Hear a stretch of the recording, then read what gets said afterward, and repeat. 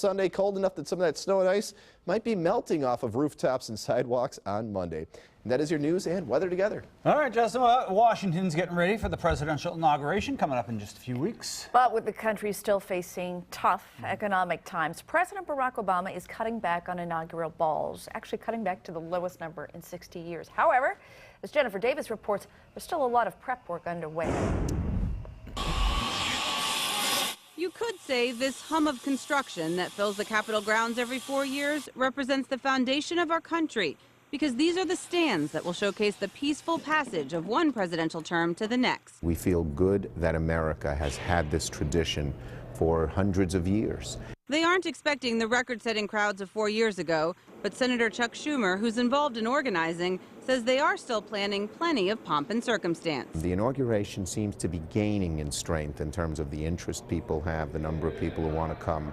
There will be two ceremonies, a private one Sunday, since the Constitution calls for the president to be sworn in on the 20th, and the usual public one Monday.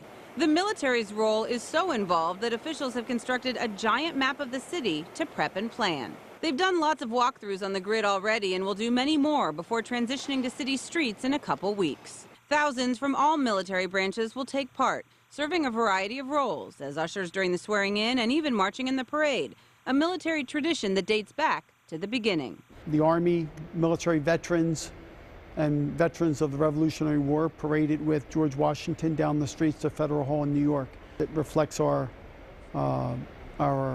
respect for our Commander-in-Chief.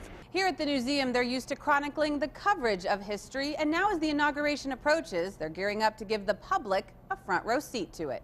The Newseum sold $100 tickets for Inauguration Day, which will give people access to the extraordinary views from its indoor balconies.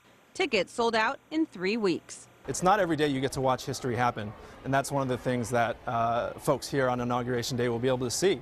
So where will visitors stay? Well, one option is this swanky and spacious 3,500 square foot presidential suite at the Mandarin Oriental.